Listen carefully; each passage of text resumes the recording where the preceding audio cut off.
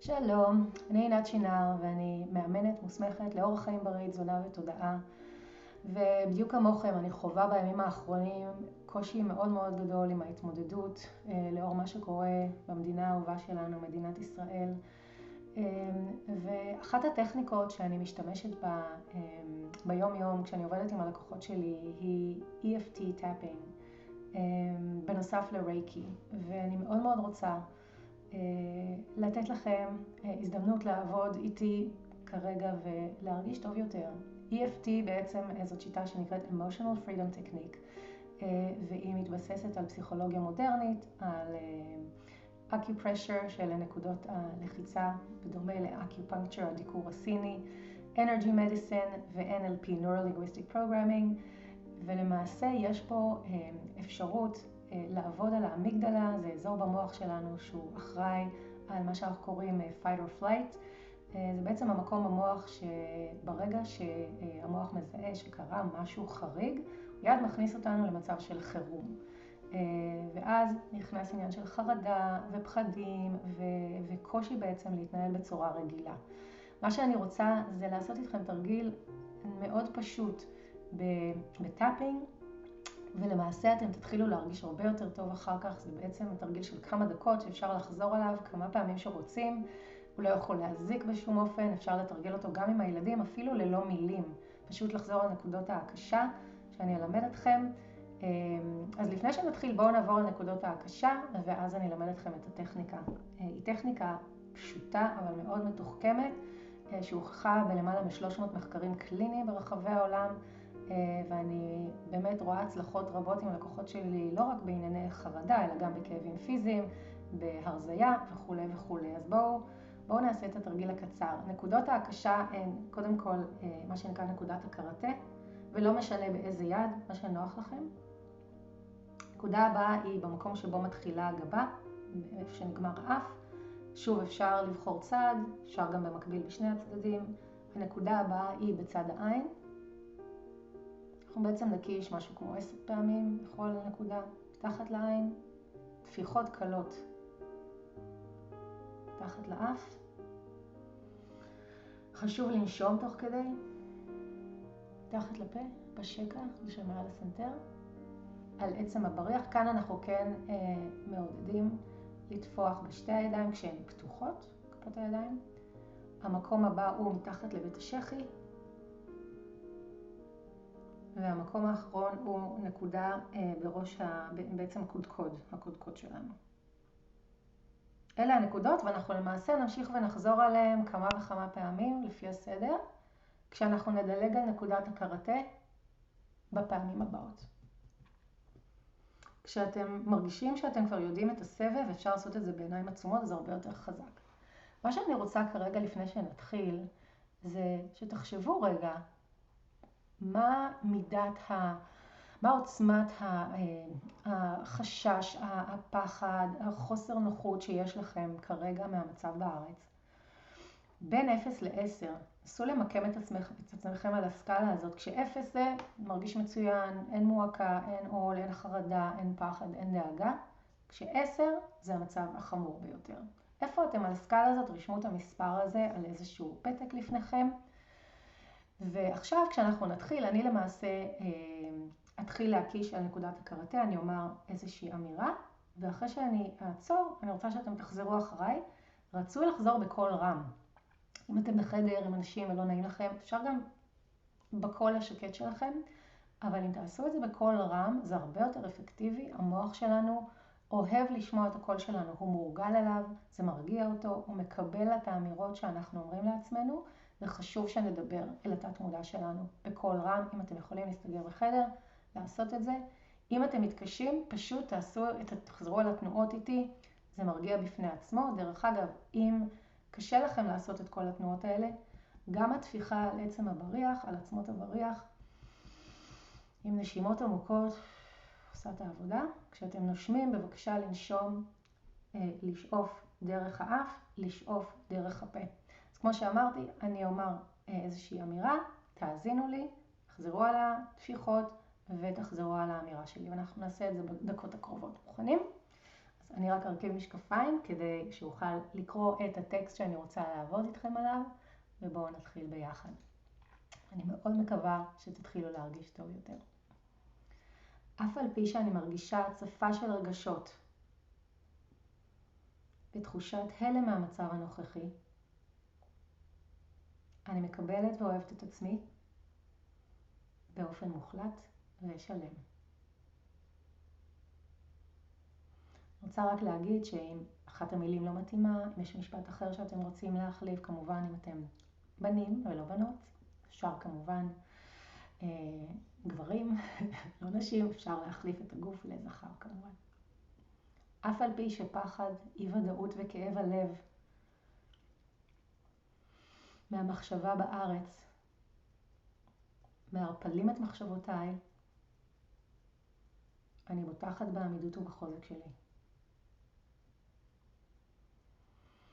אף על פי שאני כואבת את כאב המדינה שלי, וחווה כאב עמוק וצער רב, אני מחויבת למצוא רגעים של שלום ובהירות באותם הזמנים הקשים. בואו נעבור לגבה. אני מרגישה פחד, כעס וחוסר ודאות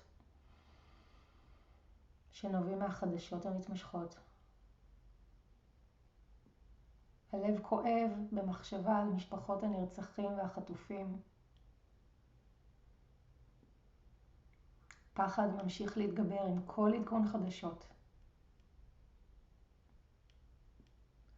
קשה לי עם התחושה שאינני יכולה לעשות שום דבר עבור הקרובים והחברים בארץ. המאמץ הנפשי שנובע מלראות את המולדת שלי במצוקה, החרדה מכל עדכון חדשות שמגיע, החשש שהמלחמה תהיה עוד ארוכה וקשה, הקושי להבין את המצב כפי שהוא באמת, הקושי הבלתי נסבל לצפות בתמונות הזוועה ובמצב הכאוס בארץ.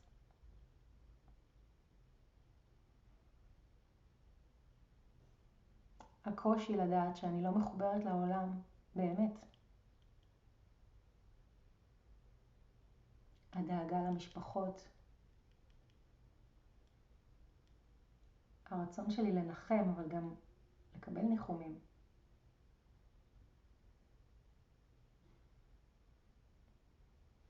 האתגר לשמור על תקווה ואופטימיות בזמנים קשים.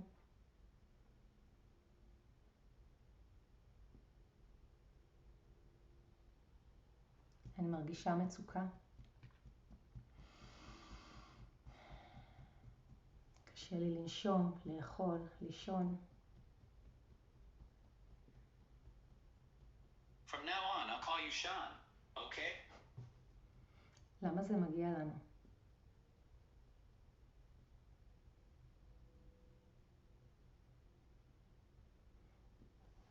עם כל זה, אני יודעת שאני חזקה וחסינה.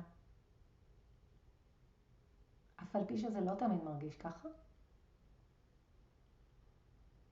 כל נשימה עמוקה מביאה איתה רגע של שקט ובהירות.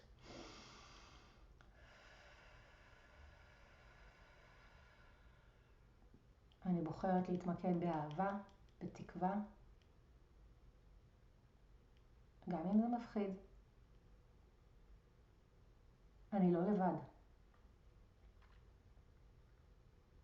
החוזק שלנו כעם הוא אדיר.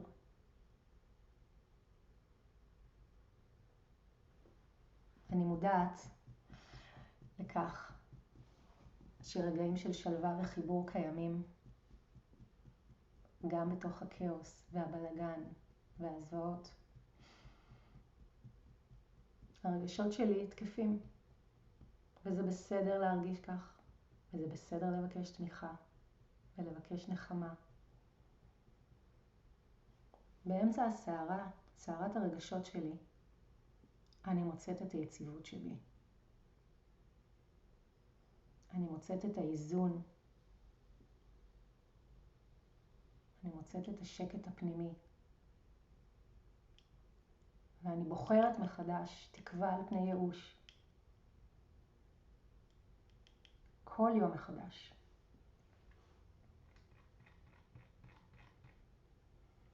אני מסוגלת להגביל את הצפייה בחדשות למען הנפש שלי, למען בריאות הנפש.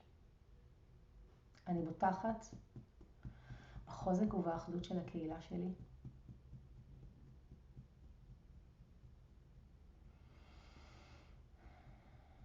אני מאמינה בכוח התקווה והתפילה הקולקטיביים. אני בוחרת להעניק לעצמי חמלה בזמן הזה.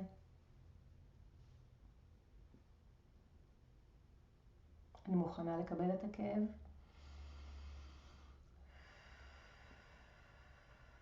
אבל אני פתוחה לריפוי. אני מחפשת את הרגעים של הטוב. בוחרת להיות אסירת תודה.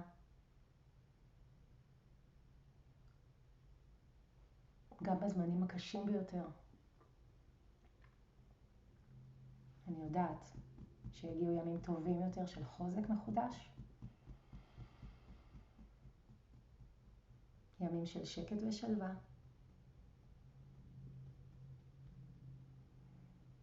ושלום לי, לכל העם היקר שלי באשר הוא. בואו עצמו את העיניים, יכול להפסיק לטפוח. קחו 5 נשימות עמוקות. שאיפה דרך האף. שאיפה דרך הפה.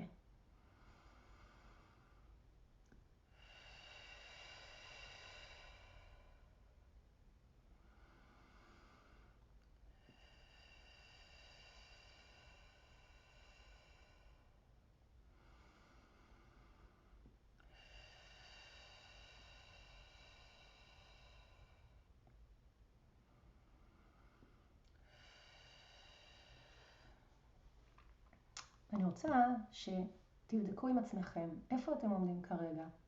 האם אתם במקום של חרדה נוראית ופחד? האם אתם ב-10? או שאולי התקרבתם ל-0, אולי אתם מרגישים יותר טוב, אולי המספר ירד.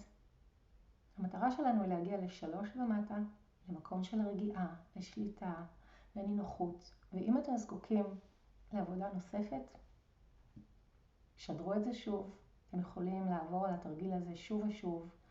כמה פעמים שאתם זקוקים עד שתרגישו רגיעה. כמו שאמרתי, אפשר גם רק לעשות את התפיחות ללא המילים. זה הרבה יותר אפקטיבי, הרבה יותר חזק והרבה יותר מועיל, כשאנחנו גם אומרים את המילים. כאמור, אם אתם עושים את זה לראשונה, אפשר בפעם השנייה לשנות. אם אתם מרגישים דברים שונים ממה שאני אמרתי, כמובן אפשר לשתול בפנים את הדברים שלכם. ככל שזה מדויק יותר, זה יעבוד טוב יותר. יצרתי פה משהו כללי לפי שיחות שעברתי גם עם לקוחות שלי, גם עם חברים ומשפחה, ואספתי את האמירות השונות שאני מרגישה ושאחרים מרגישים, ואני מקווה שאתם מרגישים טוב יותר. תרגישו חופשי לשתף עם משפחה, חברים, כל מי שאתם חושבים שהתרגיל הזה עשוי לעזור לו. שוב, שמי עינת שינר, אני מאמנת מוסמכת לתזונה, אורח חיים בריא, תודעה, מטפלת ברייקי ומטפלת ב-EFT טאפינג. וכאן לשירותכם, שיהיה שלום, שיהיה רק טוב, שיהיו ימים של שקט ובמהרה.